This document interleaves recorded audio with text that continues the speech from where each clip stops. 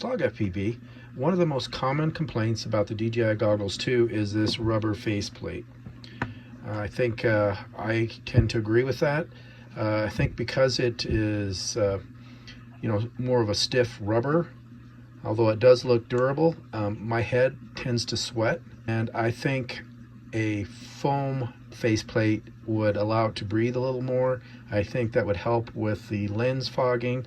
So while I was searching on Amazon, I came across a faceplate replacement. I'm going to go ahead and try this out to see if it fits the bill as far as a good replacement, and hopefully the comfort level will increase and you won't get as much sweating, and it feels like it's quite a bit softer. And we'll check this thing out. It was relatively cheap. It was $14.99. I'll link it below. So let's go ahead and install this. So I was a little nervous about taking this faceplate off. I started on this outer edge, and it comes apart relatively easy. I would just start on one end and then just pull the faceplate away. This is what the goggles look like with the faceplate removed. I went ahead and removed the head strap. I'm going to go ahead and use some rubbing alcohol, isopropyl alcohol, to make sure that the Velcro strips that they give you to attach this will stick securely. I'm going to go ahead and add those to the perimeter of the goggles, and then we'll go ahead and attach the new faceplate here that's in gray. I might have gone a little overboard on the number of stickers, but I wanted to make sure there was enough contact points. So I used the stickers or the Velcro strips close to where the attachment points were on the stock goggles. So I put one here because there's an attachment point on each side of the nose. I went ahead and put an extra one here and here, and then one here next to an attachment point, and then up at the top there's an attachment point here and here, and then I also put one on each edge. So it should be very secure, and these Velcro strips, they're on there pretty good. I mean, I can take them back off, I'm sure, and then I put another one up there in the center, but it should stay attached plenty good with the number of Velcro pads that I attached. This is what it looks like with the new gray faceplate installed.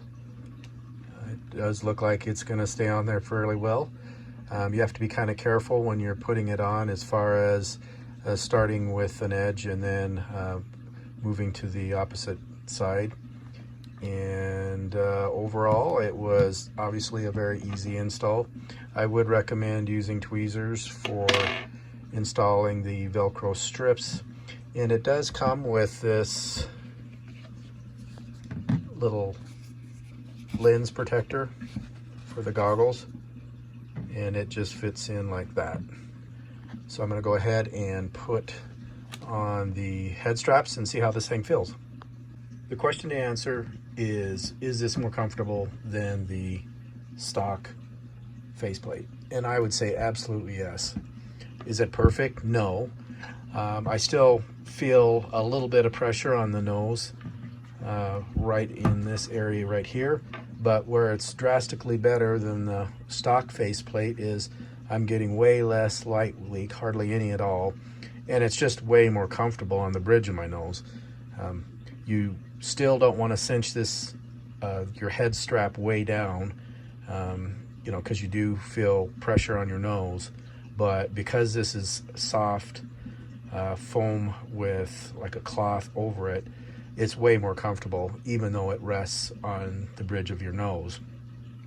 So recommendation would be to not crank your head strap down, but it definitely is more comfortable and hopefully won't sweat as much. It's wintertime where I'm at right now. We'll have to see how well it does in the summer. I'm sure it's going to help with a little more absorption of moisture within the goggle, I was having problems with that, and I know that when I go to foam face plates, that always helps for keeping the lenses from fogging up. So I would definitely say that this is worth a try, and it doesn't really cost you a whole lot. It's like $14.99 US, and again, I'll link it below from Amazon. And as always, thanks for watching my channel.